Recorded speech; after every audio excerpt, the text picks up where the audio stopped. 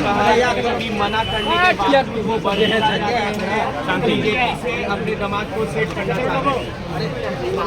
देखिए, हमको नहीं पता कि कौन कहाँ से सेट करना चाह रहे हैं, बट ये बात हकीकत है कि जनता दल यूनाइटेड में सब कुछ ठीक नहीं चल रहा। तो ये बात हम आज से नहीं, लंबे समय से हम, क्योंकि जदयू के कई नेता, कई सांसद, कई विधायक हम लोगों के ही संपर्क में, और जिस तरीके से मुख्यमंत्री के नेतृत्व में एक अविश्वास जनता दल यूनाइटेड के भीतर ही उत्पन्न होता जाता, और उनके राष्ट्रीय अध्यक्ष ललन जी को लेकर जिस तरीके से उन्हीं के नेताओं में एक असंतोष की भावना, धीरे धीरे ये सतह पर चीज़ें अभी हम लोग तो भाई लंबे समय से जानते हैं और हम लोग तो बोल भी रहे हैं मौसम। आज इस बात को पुनः में विश्वास के साथ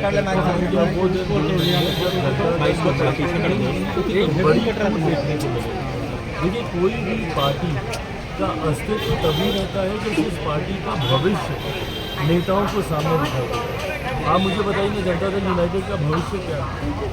और उसके बाद एक ऐसी पार्टी जिसके नेता ने बार बार पाला बदलने का काम किया हो, ऐसे में उन नेताओं को इसका खामियाजा भुगतना पड़ा। भाई मेरे मुख्यमंत्री तो चुनाव लड़ते हैं, वो तो जनता के बीच आते हैं, और अगर जनता के बीच वो जाते भी हैं तो पूरी बैरिकेडिंग के साथ जाएंगे, जनता उनसे मिल नहीं सकती, लोग उनसे बात नहीं कर सकते। पर उसके बावजूद कई जगह उनका विरोध हुआ। कुछ दिन पहले मुख्यमंत्री हमारी ही लोकसभा में गए, एक पुल एरिया था वहाँ पे, जिस तरीके से वहाँ पर मुख्यमंत्री और उनके साथ गए हुए कई मंत्रियों का वहाँ पे विरोध है। तो ऐसे में जो लोग जनता के बीच जाते हैं उनको मुख्यमंत्री की गलत नीति और गलत कार्यशैलियों का उनको खामियाजा भुगतना पड़ता है। और यही कारण है कि उनके नेताओं के बीच में एक असंतोष की भावना उत्पन्न होती जा रही है, और कई नेताओं में वर्चस्व की लड़ाई भी बन गई है, मैं तुमसे आगे, मैं तुमसे आगे। ऐसे में धीरे धीरे आप देखिएगा जनता दल यूनाइटेड खंड खंड में आने वाले दिनों में ये पार्टी बटेगी, और पार्टी का अस्तित्व अब इसके बाद मुझे नहीं लगता कि कोई संभालने वाला होगा। चिराग जी, बिहार में महिलाएं सुरक्षित नहीं है, हाजीपुर की घटना है। एनडीए में रहते हुए अपनी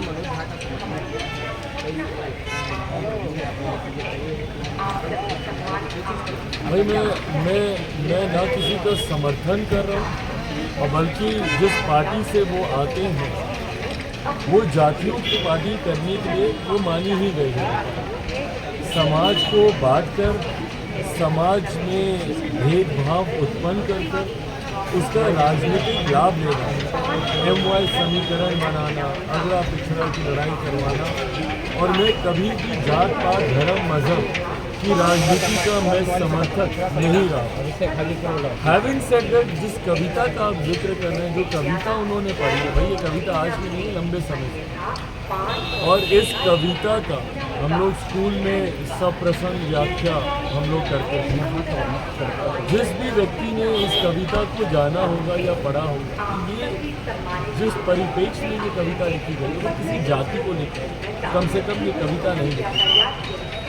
और अगर आप सुनेंगे उसमें भी मनोज जी ने भी बोलते वक्त इस बात को कहा है, अपने ही वक्तव्य में उन्होंने इस बात को कहा है कि मैं भी उन्हीं में से रहता हूँ, मैं भी था। मैं मानता हूँ इस बात को कि इस कविता में किसी जाति को लेकर ये नहीं कहा, बट हाँ जो सोच इस पार्टी की रही, मुझे लगता है दिस वॉज टोटली अनफॉर्ड, इसकी ज़रूरत नहीं थी ऐसी किसी कविता को पढ़ इस तरीके के मतभेद उत्पन्न करने। बट हाँ, इसको जिस परिप्रेक्ष्य में या जिस दिशा में इस पूरी